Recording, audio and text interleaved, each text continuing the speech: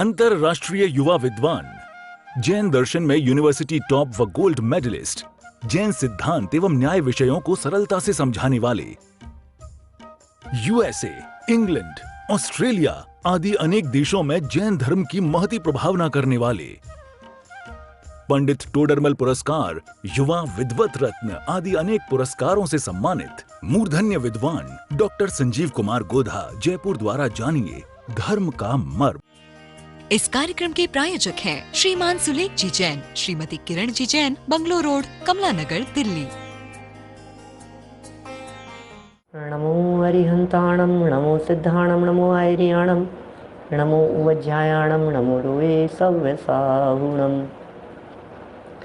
ओंकारं बिंदु संयुक्तं नित्यं ध्यायन्ति योगिनः। कामदं मोक्षदं चैव ओंकाराय नमो नमः। अविरल शब्द घनोग प्रक्षालित सकल भूतल मलकलंका। मुनिभिरुपासित तीर्था सरस्वती हरतु नो दुरितान्। अज्ञानतिमिरान्धानां ज्ञानाञ्जनं शलाकया चक्षुरुन्मिलितं येन तस्मै श्रीगुरुवे नमः। श्री परम गुरुवे नमः। परम्पराचार्य गुरुवे नमः। सकल कलुष विध्वंसकं श्रेयसां परिवर्धकं धर्म संबंधकं भव्य जीव मनः प्रतिबोधकारकं पुण्य प्रकाशकं पाप प्रणाशकमिदं शास्त्रं श्री संयम प्रकाश नामधेयम्। अस्य मूल ग्रंथ कर्तारे श्री सर्वज्ञ देवास्तर ग्रंथ कर्तारे श्री गणधर देवा पति गणधर देवास्तेषां शरणानुसार मासाद आचार्य श्री कुंद कुंदामनाय आचार्य सूर्य सागरेण विरचितं श्रोतारः सावधानतया शृण्वन्तु। मंगलम भगवान वीरो मंगलम गौतमो गणी मंगलम कुंद कुंदाद्यो जैन धर्मोस्तु मंगलम। सर्वमंगल मांगल्यम सर्वकल्याणकारिकं प्रधानं सर्वधर्माणां जैनं जयतु शासनं। जैनं जयतु शासनं, जैनं जयतु शासनं। संयम प्रकाश नाम का यह ग्रंथ है और यहाँ इस ग्रंथ को आधार बनाकर कुछ नीतियों की चर्चाएं कर रहे थे।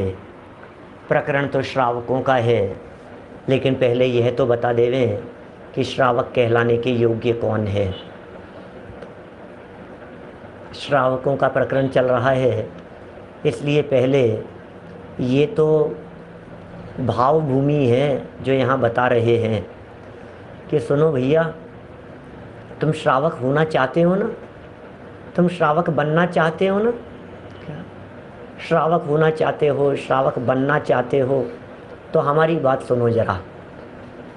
हम एक बात कहते हैं तुम्हें, पहले श्रावक की पात्रताएं मालूम है, श्रावक की कंडीशन मालूम है, कौन श्रावक होने के योग्य होते हैं। बहुत तरह की बातें यहाँ कह दी थी। नीति युक्त होना चाहिए, विद्रोह नहीं होना चाहिए, मित्रद्रोही विश्वासघाती नहीं होना चाहिए, ऐसी बहुत तरह की बातें यहाँ कह दी थी। और एक महत्वपूर्ण बात ये कही कि भाई ईमानदारी चाहिए, ईमानदारी चाहिए। तो फिर बात क्या खड़ी हुई कि भाई साहब आप ईमानदारी की बात तो कर रहे हो, लेकिन क्या करें, बिजनेस में रहते हैं, व्यापार में रहते हैं, तो ये तो होता नहीं है, हमसे निपटा नहीं है। तो फिर कहा सुनो, 3 प्रकार के लोग ऐसे होते हैं जो धन विहीन होते हैं, जिनके पास में धन नहीं होता। विशिष्ट शब्दावली का प्रयोग किया था। एक था तादात्विक, एक था मूलहर और तीसरा नंबर है कदर्य। क्या? तादात्विक, मूलहर और कदर्य, ये 3 तरह के लोग ऐसे होते हैं जिनके पास में धन नहीं टिकता, धन नहीं रहता। कौन कौन लोग थे ये? बिना विचार किए खर्च करने वाले। इसका मतलब खर्च करते समय विचार कीजिए। दूसरे वे व्यक्ति जो खर्च करते समय विचार तो करते हैं, लेकिन अपने जो बाप दादाओं की कमाई है उसे खर्च करते हैं, नई कमाई नहीं करते। आमद कमती खर्च घनेरा, धीरे धीरे करके वो मिट जाएगा, लुट जाएगा, खत्म हो जाएगा। ये दूसरे व्यक्ति हुए। मूलहर माने जमा पूंजी को ही खा रहा है, मूल को ही खा रहा है। तीसरे प्रकार के और व्यक्ति होते हैं जिनका भी यहाँ निषेध किया गया है। वे कौन हैं? वे कंजूस लोग हैं। वे कहते हैं भाई साहब सुनो हमारी बात, हम बचा करके रखेंगे तो बच जाएगा। तो कहे भाई तेरे धन को तो या तो गवर्नमेंट टैक्स लगा देगी, या चोर लुटेरे लूट करके ले जाएंगे, या तेरे परिवार वाले ही तुझे मार करके हड़प लेंगे। ये कंजूस लोगों के धन की स्थिति है। इसलिए जो श्रावक न्याय नीति पूर्वक धन कमाता है वही योग्य है।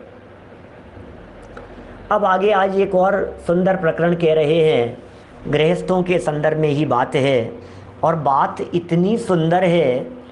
ये कह रहे हैं गृहस्थों के लिए धन की अनिवार्य आवश्यकता है, उसके बिना मनुष्य दरिद्र कहलाता है और दरिद्र के दुखों का पार नहीं है। ओह, दरिद्रता अभिशाप है, दरिद्र के दुखों का पार नहीं है।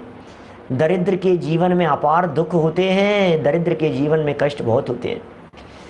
दरिद्रता अपने आप में ही एक बीमारी है। कोई नहीं पूछता है भाई साहब, गरीबों को कौन पूछता है। ये नीति बतला रहे हैं, नीति। हमें ऐसा होना नहीं है क्या?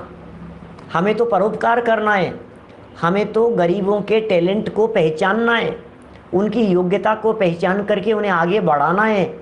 लेकिन दुनिया में ऐसा देखा जाता है, क्या देखा जाता है?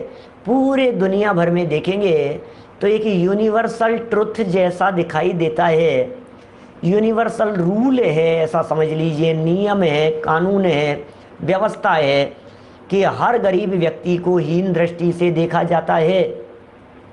इसका नाम है नीति। ये नीतिकार कह रहे हैं क्या? क्या करें? वो दरिद्र नाम कर्म लिखा करके लाया है क्या? वो दरिद्र कर्म लिखा करके लाया है बेचारा। और एक बात कहूँ आपको बड़ी गजब की, सम्यक दृष्टि ज्ञानी जीव कभी मर करके दरिद्र नहीं होता। क्या क्या ख्याल में आ रही है क्या बात? सम्यक दृष्टि जीव मर करके कभी दरिद्र नहीं होता। दरिद्रताम चे व्रजंती नाप्य व्रतिका, ऐसे शब्द का प्रयोग किया है।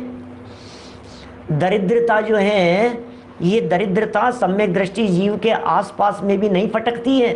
दरिद्रता दूर दूर से चले जाती है। अरे वो अंतर से भी संपन्न है और बाहर से भी संपन्न होता है। यहाँ कौन से दरिद्रों की बात? नीतिकार तो धन के दरिद्री की बात करते हैं, हम परिणाम से दरिद्री की बात करते हैं। जिसका दिल बड़ा है वो संपन्न है, जिसका दिल छोटा है वो दरिद्री है। जिसके पास में पैसा बहुत होते हुए भी जिसका दिल नहीं है, इसका मतलब वो बहुत छोटा है। और बहुत छोटे होते हुए भी, कम पैसा होते हुए भी जिसका दिल बड़ा है वो संपन्न है। नीतिकारों ने धन की चर्चा ज़्यादा विशेष रूप से की है। जरा देखिए, क्षत्र चूड़ामणि ग्रंथ है, तृतीय लंब है, माने 3/6, 7, 8, 9। आप यदि देखेंगे क्षत्र चूड़ामणि ग्रंथ हमारे प्ले लिस्ट पर, तो इन 4 श्लोकों के ऊपर किए गए यदि आप प्रवचनों को सुनेंगे तो आपको विशेष सूक्ष्मता और बहुत बारीकी मिलेगी।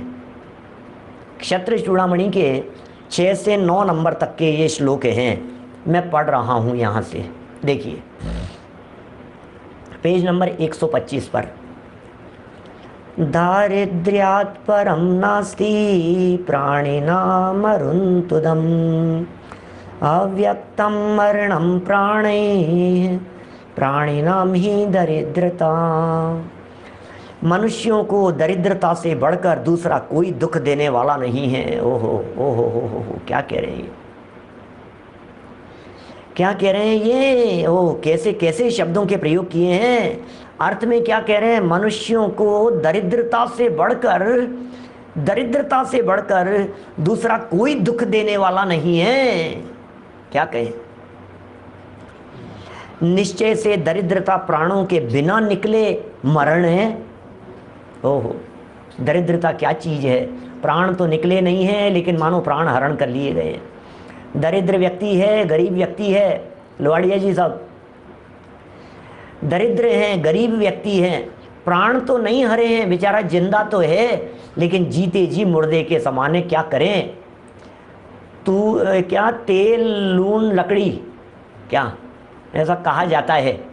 व्यवस्था ही नहीं है बेचारे के पास में, रोटियों की व्यवस्था नहीं है, भोजन की व्यवस्था नहीं है। अब आप कहो उसको कि भैया तुम आकर के धर्म करो, प्रवचन सुनो, तुम आकर के, वो कहेगा भाई साहब मेरे तो रोटी खाने को मिल जाए, मैं प्रवचन सब सुन लूँगा, मेरे को कोई बात नहीं है ही नहीं व्यवस्था।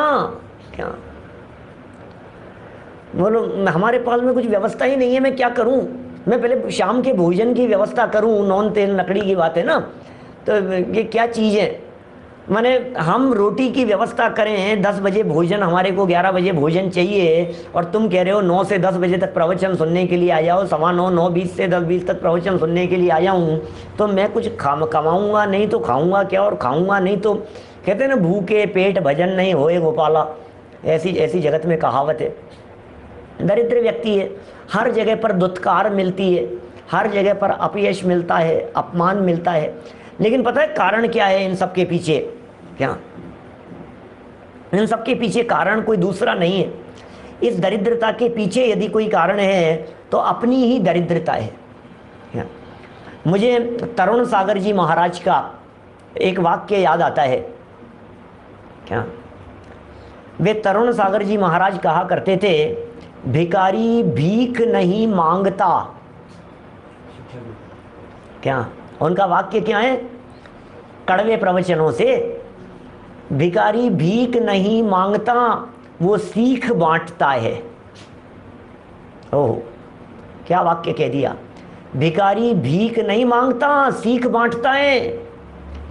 भिखारी यदि आपके सामने आए, भीख देना चाहे नहीं देना, लेकिन उसको देख करके सीख जरूर ले लेना कि हमने भी भूतकाल में कभी किसी का उपकार नहीं किया था, कभी किसी का परोपकार नहीं किया था, कभी किसी का सहयोग नहीं किया था, और आज हमारी ऐसी दशा हो रही है। क्या हम संपन्न भले ही हो गए हों, हमारा भूतकाल भी वो दरिद्रता है और भविष्य में भी वो दरिद्रता आने वाली है, ये समझ लेना आप। ये स्थिति है भिखारी को देख देख करके, ये उसी के कर्मों का फल है भूतकाल में। दरिद्रता दुख का मूल कारण नहीं होती है, दरिद्रता दुख का कारण नहीं होती है। क्या दुख का कारण तो अज्ञानता है, दुख का कारण तो मिथ्यात्व है, दुख का कारण तो ना समझी है, लेकिन क्या करें, उस दरिद्रता में इतना तन्मय होकर के फिरता है कि दर दर की ठोकरें खाता है। कोई व्यक्ति भोजन देने वाला नहीं होता, बेमौत मर रहा है, प्राण निकल रहे हैं उसके, हर कदम पर मौत की अनुभूति हो रही है। ये स्थिति होती है भिखारियों की। देखिए क्या कह रहे हैं, और भी कहा है, इतना ही नहीं, उनके संबंध में क्या कह रहे हैं। भिखारियों के लिए नहीं कह रहे, वास्तव में तो ये दरिद्र व्यक्ति के बारे में कह रहे हैं। क्या माने भिखारी तो बहुत ज़्यादा दरिद्र हो गया। यहाँ ऐसे व्यक्तियों की चर्चा चल रही है जो पैसे के लिए मोहताज हैं। माने यदि उन्हें 200 रुपये भी खर्च करने हों तो उनके माथे पर 3 साल पड़ते हैं कि यार करूं कि नहीं करूं, करूं कि नहीं करूं। ये जिसे सोचना पड़ रहा है उसका नाम है दरिद्र। 200-400 500 रुपये खर्च करने के बारे में जिसको विकल्प आता हो, करूं या नहीं, अरे यार ज़बरदस्ती 400 रुपये लग गए, अरे यार ज़बरदस्ती 400-500 रुपये का खर्चा हो, ये माथे पर जिसके शिकन आ जाता हो उसे दरिद्री कहते हैं यहाँ। क्या देखिए और क्या कह रहे हैं, 7, 8 और 9 नंबर का क्षत्र चूड़ामणि का श्लोक पढ़ रहा हूँ। रिक्तस्य हि न जागर्ति कीर्तनो योखिलो गुण है, हंत किम तेन विद्यापि विद्यमानान शोभते। ओह, स्यात् किंचित करः सोयम किंचन येन वंचितः, अलमन्येह स साकूतं धन्यवक्रम च पश्यति। संपल्लाभ फलम पुंसाम सज्जनानाम ही पोषणम काकार्थ फल निम्बोपी श्लाघ्यते नहीं च्युतवत। क्या कह रहे हैं? निर्धन मनुष्य के प्रशंसनीय गुण भी प्रकाशित नहीं होते। ओहो, गरीबों के प्रशंसनीय गुण बहुत गुणवान है, लेकिन कौन पूछता है? गुणवान व्यक्तियों को कौन देखता है भाई साहब? गरीब है, अरे नहीं, गुणवान बहुत है, लेकिन गुणवान होते हुए भी यदि प्रतिकूलताएं हैं, पैसा नहीं है उसके पास में, तो लोग उसे पूछते नहीं हैं, उसके गुणों की कीमत नहीं होती है, उसके गुण प्रकाश में नहीं आते हैं, उभर करके सामने नहीं आते हैं। ये जो है ना अच्छे टैलेंट शो वाले आजकल बहुत चलते रहते हैं इस तरह पर, टीवी पर टैलेंट शो वगैरह, और वो सुनता रहता हूँ मैं, लोगों से बात पता लगती है। आज एक से एक टैलेंट, तो इंडिया में तो टैलेंट भरा पड़ा है, लेकिन गरीबों को कौन पूछता है? वहाँ तक कौन जाएगा? दुनिया भर के पैसे दे करके, खिला करके, रिश्वत दे करके, क्या क्या करते हुए कैसे कैसे पहुँचते हैं वहाँ तक? कौन पहुँचे भाई साहब? बड़ा कठिन काम है। देखो क्या कह रहे हैं, खेद है, क्या खेद है कि और तो क्या कहा जावे, दरिद्र पुरुष की विद्या भी शोभा को प्राप्त नहीं होती। पढ़ा लिखा भी होवे ना दरिद्र व्यक्ति है, गरीब है, पढ़ा लिखा बहुत है लेकिन गरीब है, तो कह रहे हैं उसकी विद्या भी शोभा को प्राप्त नहीं होती। हाँ होगा पढ़ा लिखा, क्या है, ठीक है, क्या है, हाँ होगा ज्ञान, तो क्या करें, तो घने ज्ञान वाले हैं दुनिया भर में। और वही थोड़ा सा भी संपन्न हो तो फिर देखो आप, फिर दुनिया सहज ही उसे पूछती है। जगत का स्वरूप बतला रहे हैं, नीतिकारों की नीतियां हैं भाई साहब। ये बातें तो यूनिवर्सल बातें कह रहे हैं, सर्व जगत के जीवों पर लागू होने वाली बातें कह रहे हैं। दरिद्र पुरुष की विद्या भी शोभा को प्राप्त नहीं होती, प्रशंसनीय गुणों की भी प्रशंसा नहीं होती। वह सदा धनवानों के मुंह की ओर ताकता रहता है। क्या करे, गरीब आदमी है, धनवानों के मुंह की तरफ ताकता रहता है। बाबूजी कुछ देंगे, बाबूजी कुछ देंगे, मुंह ताकता रहता है। मांग तो सकता नहीं है, लेकिन इस दृष्टि से देखता है कि शायद सामने वाला कुछ दे देगा, कुछ मिल जाएगा। किंतु मनुष्यों का धन पाना तभी सफल है। अब सुनना, अरे साहब हम तो दरिद्र नहीं हैं, वाह चलो हमारी तो शोभा है, हम तो संपन्न हैं, हमारे तो किसी तरह की कमी नहीं है। सुनो सुनो सुनो, तुम्हें भी कुछ कहना है। ये जो कह रहे हैं सूर्य सागर जी साहब या वादीप सिंह सूर्य आचार्य देव, ये कुछ कह रहे हैं, यहाँ हमने गरीबों को तो कह ही दिया, हमें तुमसे भी कुछ कहना है। गरीबों की तो मजबूरी है, चोरी करके तो नहीं लाएगा, कम से कम डाका तो नहीं डाल रहा है किसी के घर में, गरीब हैं तो हैं, कोई बात नहीं, इज्जत से तो जीता है, शान से तो रहता है, सत्य और ईमानदारी पर तो चलता है, अपने गुणों अपनी नैतिकता ईमानदारी पर कायम तो है। ये कह रहे हैं, आगे अगला वाक्य पढ़िए, संपन्न लोगों को शिक्षा दे रहे हैं, संपन्न लोगों को प्रेरणा दे रहे हैं। आपकी संपन्नता, आपका धन, आपका वैभव, आपका पैसा, आपकी संपत्ति, उसकी सार्थकता किस चीज में है, ये बता रहे हैं यहाँ पर। मनुष्यों का धन पाना तब ही सफल है, सुखदायक तभी हो सकता है।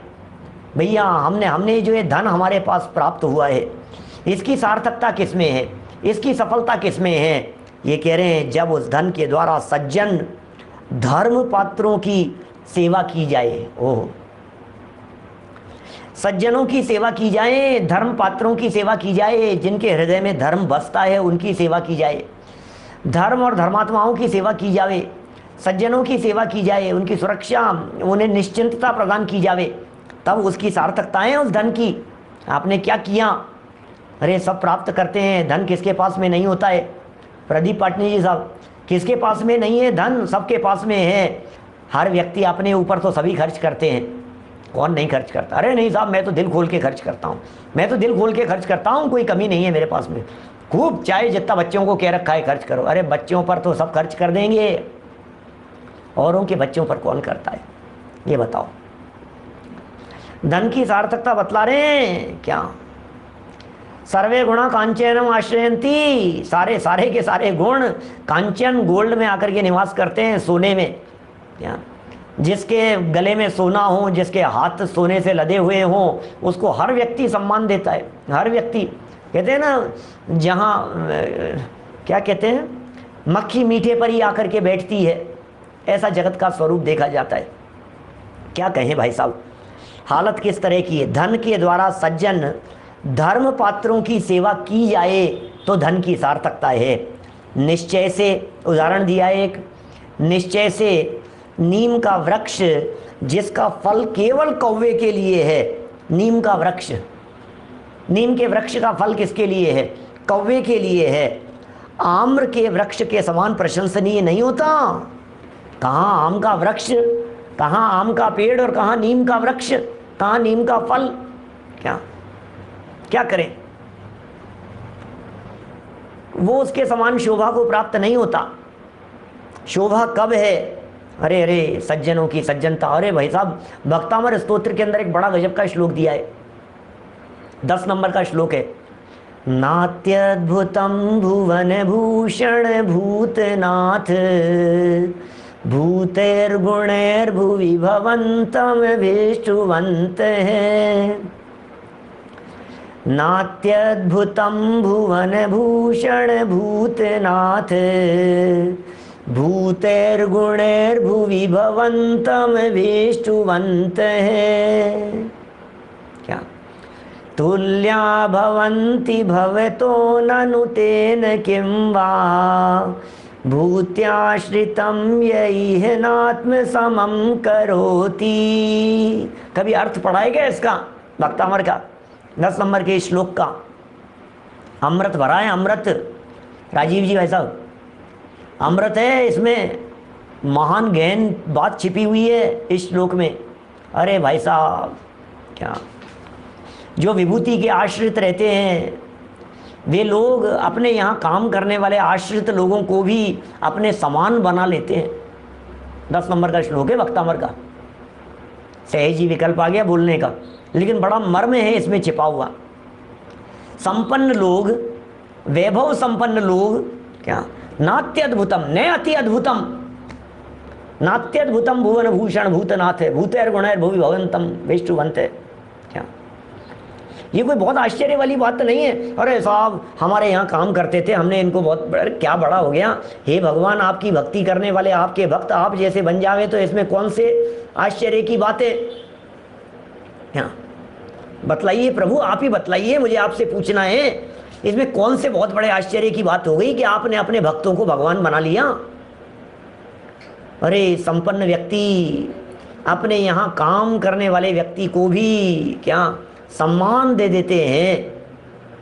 क्या आपके बाबूजी के जमाने के यदि कोई मुनीम जी हो ना, क्या तो वे मुनीम जी भी घर के बच्चों के लिए बाबूजी जैसे सम्माननीय होते हैं। कर्मचारी, बोलो प्रमोद जी भाई साहब, घर में यदि कोई बाबूजी के समय के कोई कर्मचारी हो, मुनीम जी हो, है ना, बुजुर्ग हैं, और घर में छोटे छोटे 2-4 साल के बच्चे को बड़े होते हुए उन्होंने देखा है। अब ये बच्चे बड़े होकर के हो गए 40 साल के, और वो जो मुनीम जी हैं ये हो गए 70 साल के हैं। मुनीम जी क्या, उनको भी काका जी कहते हैं, उनको भी बाबूजी कहते हैं। क्या उनका भी सम्मान करते हैं, उन्हें नौकर की जैसे ट्रीट नहीं किया जाता है। क्या वो बहुत बहुत उनको सम्मान देते हैं भाई साहब। क्या सोचना जरा, बहुत बहुत महत्वपूर्ण बात कह रहा हूँ। तो जब दुनिया में ऐसा देखा जाता है तो हे आदिनाथ भगवान, आपके भक्त यदि आप जैसे बन जावें, आपके भक्त आप जैसे बन जाएं, माने भगवान के भक्त भगवान बन जाएं, तो कौन से आश्चर्य की बात है? क्या क्या क्या गजब की बात है। जैसे कह रहे हैं यहाँ आपकी संपन्नता, आपके साधर्मी संपन्न हो जाएं, इसमें आपकी संपन्नता काम की है। आपके आराधना करने वाले, तत्व प्रभावना करने वाले, जिनवाणी की सेवा करने वाले दीनहीन लोग, गरीब लोग, क्या लेकिन गुणवान हो और गरीब हो, उनके लिए ऐसे सज्जन धर्म पात्रों की सेवा की जावे तो आपके धन की सार्थकता है। इस कार्यक्रम के प्रायोजक हैं श्रीमान सुलेख जी जैन, श्रीमती किरण जी जैन, बंगलो रोड, कमला नगर, दिल्ली।